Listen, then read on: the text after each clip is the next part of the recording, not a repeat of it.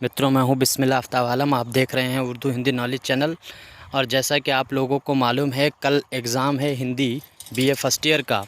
और उससे पहले आप इस वीडियो को ज़रूर देख कर जाएँ। और 5 सवाल आपको वहां पर करना है, 5 प्रश्न के जवाब देने हैं, जिसमें से 10 आपको प्रश्न दिए जाएंगे और 5 प्रश्नों का विस्तार पूर्वक जवाब देना है। इससे पहले 4-5 वीडियो हम आपके सामने प्रस्तुत कर चुके हैं। अगर नहीं देखे हैं तो प्लेलिस्ट में जाकर देख सकते हैं। आइए आज हम लोग बात करेंगे कृष्ण भक्ति काल जो है उसके परिचय और उसकी विशेषताएं, यानी कृष्ण भक्ति काल क्या है हिंदी साहित्य में और उसकी विशेषताएं क्या हैं, इसके बारे में जानेंगे। तो आइए जानते हैं। सबसे पहले कृष्ण भक्ति काव्य सगुण काव्यधारा की एक उदार काव्यधारा है। याद रखना, इस धारा में विभिन्न संप्रदाय, वर्गों, वर्णों के रचनाकार शामिल होते हैं। कृष्ण भक्ति की लंबी परंपरा है। भक्ति आंदोलन में इस परंपरा का ही अधिक व्यापक और विशाल रूप उभरा है। पुष्टि मार्ग, गौड़ीय संप्रदाय, राधा वल्लभ संप्रदाय, राधा स्वामी संप्रदाय और हरिदासी संप्रदाय से जुड़े हुए कवियों ने कृष्ण भक्ति काव्य का स्वरूप व्यापक बनाया है।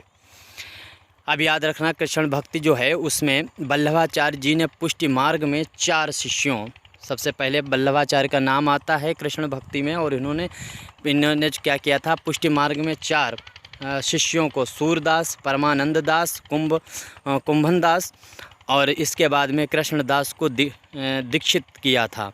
उनके पुत्र विट्ठलनाथ ने 4 बाद में और शिष्य बनाए, जिसमें से नंददास जो हैं और चतुर्भुज दास हैं, गोविंद स्वामी हैं और 36 स्वामी हैं। ये 4 बाद में बने। इस तरह से ये 8 कवि बने। पहले 4 और बाद के 4 जोड़कर अष्टछाप निर्मित हुआ।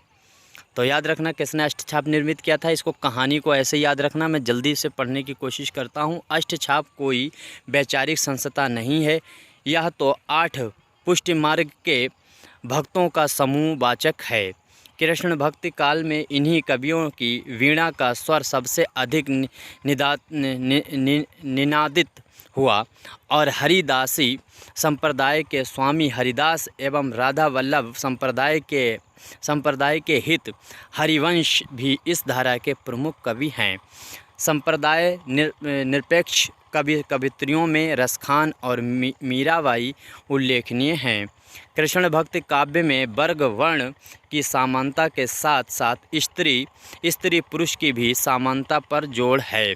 तभी तो कृष्ण भक्ति काव्य में मीरा के अतिरिक्त 24-25 कवित्रियों ने शिरकत की, जिनमें से प्रमुख कवित्रियां जो हैं, यानी कहने का मतलब जो कृष्ण भक्ति है उसमें पुरुषों ने जो कृष्ण भक्ति की है उसके साथ साथ स्त्रियों ने भी कृष्ण भक्ति की।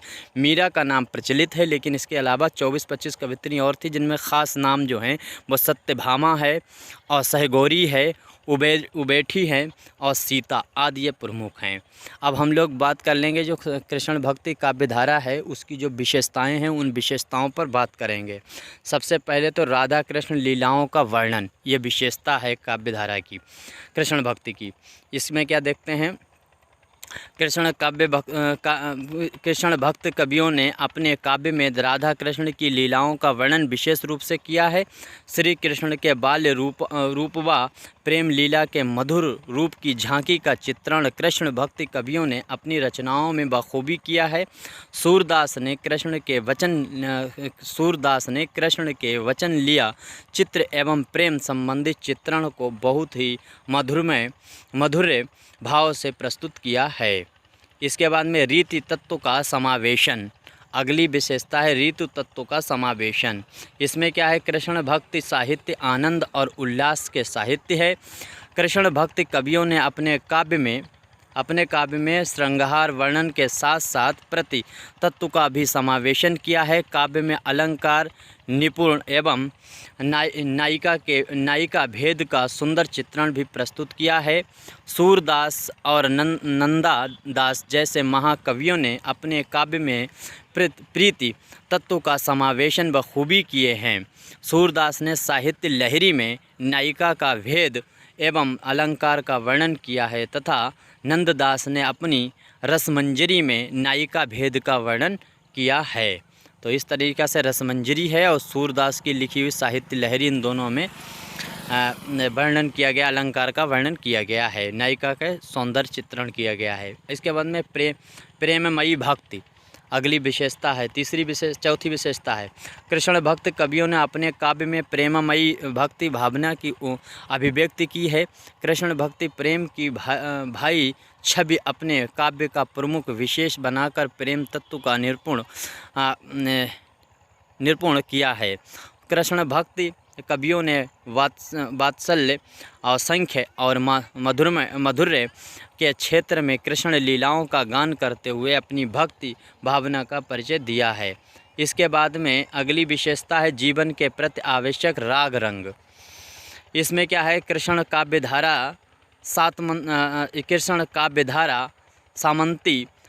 सामंती जड़ताओं का विरोध करते हुए जीवन के प्रति आवश्यक राग व रंग पर विश्वास करती है। इस धारा में एक और प्रेम बाल लीला चित्रण एवं वात्सल्य चित्रण के माध्यम से समाज को सुदृढ़ करने की कोशिश की गई है, तो दूसरी ओर मानव की स्वतंत्रता के वादक तत्वों का विरोध किया गया है।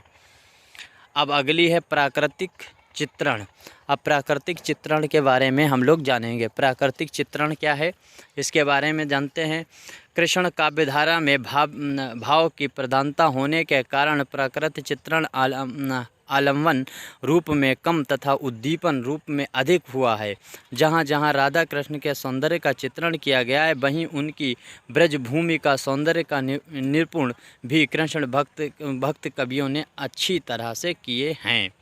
इसके बाद में अलंकार और छंद की योजना अगली विशेषता। सूरदास, मीरा, नंददास, रसखान आदि कृष्ण भक्ति कवियों ने अलंकार के मनोहारी प्राकृतिक दिखाई देती है। इनके काव्य में उपमा, रूपक, उत्प्रेक्षा, इसके बाद में विभावना, असंगति आदि अलंकारों की परम शोभा देखने को मिलती है। सूरदास द्वारा रचित ग्रंथ सूरसागर में भक्ति रस के पूर्ण पदों की प्रधानता है।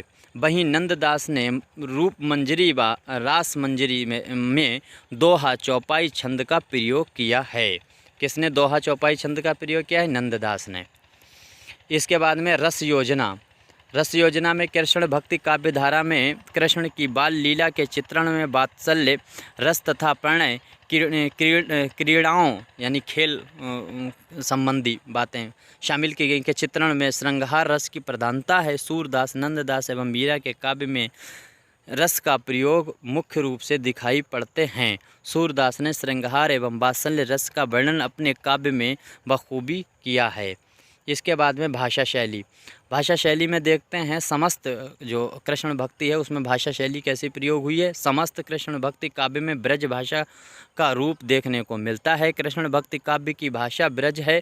कृष्ण भक्ति काव्य धारा के कवि भाषा की दृष्टि से अत्यंत सशक्त माने जाते हैं। सूरदास ने अपने काव्य में ब्रज भाषा का प्रयोग किया है।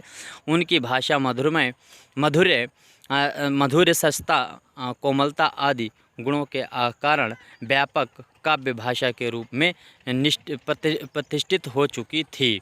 अब इसके बाद में निष्कर्ष इसमें देखते हैं। कृष्ण काव्यधारा के प्रमुख कवियों ने सूरदास, मीरा, नंददास, रसखान जैसे महाकवि थे जिन्होंने अपने काव्य में राधा कृष्ण की लीलाओं का वर्णन करते हुए जीवन के प्रति आवश्यक राग और रंग को उजागर किया है। इनके काव्य में प्रकृति के चित्रण हैं। कृष्ण काव्यधारा के कवियों की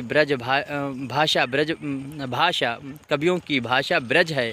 वे अपने काव्य में अलंकार तथा छंद एवं रस का प्रयोग करते हुए कृष्ण भक्ति को बखूबी दर्शाया है।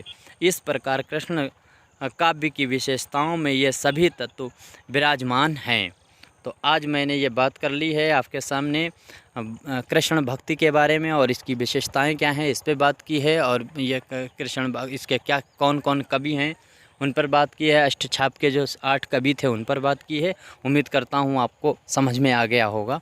अब एक नए टॉपिक के साथ अगली वीडियो में मिलते हैं। तब तक के लिए धन्यवाद।